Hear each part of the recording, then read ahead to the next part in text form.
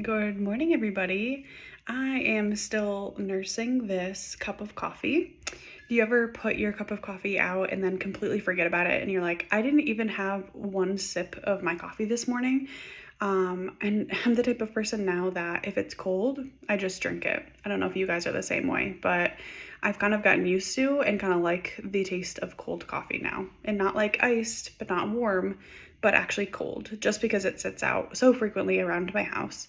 And I pick it up in a few hours and end up finishing it then.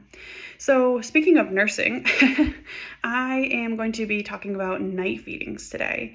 And night feedings are one of those things that some consultants like to talk about as an individual case-by-case scenario. Some consultants have a very opinionated feeling on it, that they really want the child to be doing feedings at night and not be, worried about as much sleep, but more so like prioritizing the feedings.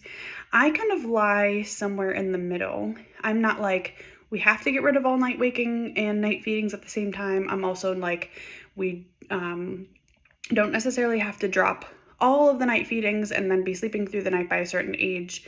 I like to go by guidelines, and I do like to take in individualistic goals too. But I like to kind of determine what is your goal and what is realistic, and I kind of weigh the two. As far as thinking about, kids and getting up at night and getting up every hour, getting up every 2 hours, like that's not normal. Unless your pediatrician says, which I'm probably sure they probably won't, up to a certain age, if they are about like 3 months and onwards, especially if they get to the 6 to 12 month age range, like waking up every 2 hours would be a lot. So if you are going through that currently, this is definitely the video for you that you would probably want to watch to understand a little bit more about it. And sometimes the case by case scenario would be that children are really getting into a good rhythm and a routine, and then all of a sudden like a regression happens, or a change in routine happens. You go on vacation and all of a sudden they're back up every 2 hours. Like that's also something that we want to fix, because just because baby's getting up every 2 hours might not necessarily mean they're hungry. And I know some consultants talk about like the difference between comfort feeding and hunger feeding.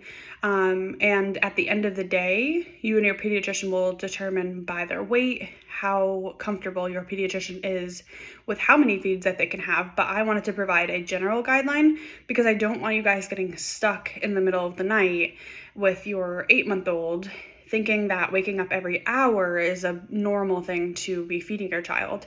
If they're even if they're up at like 7 weeks, I don't also want you thinking that every hour is a normal thing too.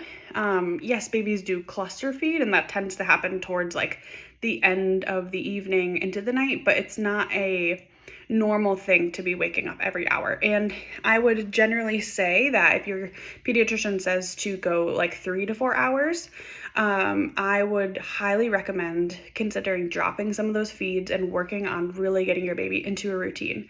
It's not even that we're trying to drop the feeds because it's inconvenient for us. Obviously, it's inconvenient for us to be getting up every hour of the night.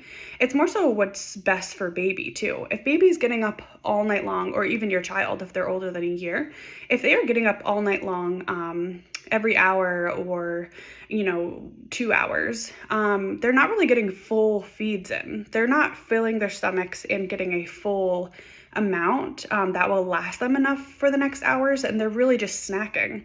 So if they're snacking during the day every hour, they're snacking at night every hour, like that's just also not something we want to get into, because they will be filling up their bellies to grow and to be nourished. However, as the months move onwards, we're spreading the feeds out more so that they can also have the ability to be awake for longer, get the energy out for longer, and sleep longer too. So we want to be spreading them out. And then eventually at like the 9 to 10 month range too, we'll start to think, okay, we're probably dropping feeds now too. During the day, we're dropping feeds. During the night, I like to think about dropping feeds. If you are going anywhere from like 4 months to 6 months, I'd ideally like to be thinking about dropping feeds and talking to your pediatrician about that. At 4 months, we really like to see maybe at max 2 feeds. And then at 6 months, at the end of 6 months, maybe maximum 1 feed. By that time, based on normal, guidelines, typically babies don't need anything past that. So sometimes you guys have let me know that your toddler might be getting up asking for milk, or anywhere from 6 to 12 month age, and they're getting up asking for bottles or nursing all night. These are things that we want to just get them into a routine, because they aren't necessarily needing that for nutrients. It's a lot to do with comfort, and I don't have anything against comforting your child or anything like that. I don't want you to think I'm like this awful person that's like, don't comfort your child. It's more so the fact that they're just not getting their nutrients, and they're using you as a pacifier, or using you as a purely as comfort and not for nutrients. I know sometimes you guys talk about too the situation where you get into the feeding situation where you're having more feeds at night and less during the day. This is also a situation we want to get into a routine about. So those are the situations in which we would really want to make sure we're getting into a routine. We're limiting the night feed, so around the guidelines of anywhere from, let's say, 8 weeks until about 4 months. We really want to be doing 3 to 4 every hour, like 3 hours to 4 hours. So I have worked with a 7-week-old, and they were about maybe 2 to 3 feedings. And that could be true for, any baby around that age. I have worked with babies around that age that have also had more. So we just kind of fit in what's better for the mom, what their goal is too. Like if they want to have long stretches of sleep, let's figure out how to do that. I've also worked with 4 months old that have not had any feedings or, sleep through the night. And then I've also worked with, let's say 7-month-old age range 2, where they've had to do like 2 feedings at night. So it really just depends on your goal and what you want to do. But ideally we're going to be limiting and decreasing those feeds, because it is convenient for you to be able to do that a lot during the day. It's also a thing for the baby to be getting in a lot of feeds during the day and prioritizing those feeds. So we are going to talk first about the pediatrician. Obviously, I had hinted at that before. We want to ask, based on their weight, how much is appropriate, how much they expect. If they get to a certain weight, it's usually around like the 3 to 4 month mark that they kind of start thinking about being able to sleep through the night, applying sleep techniques. That's why they kind of generally talk about like 3 to 4 month olds. And usually they're around like the 12 pound range. That's usually when they're starting to think about it.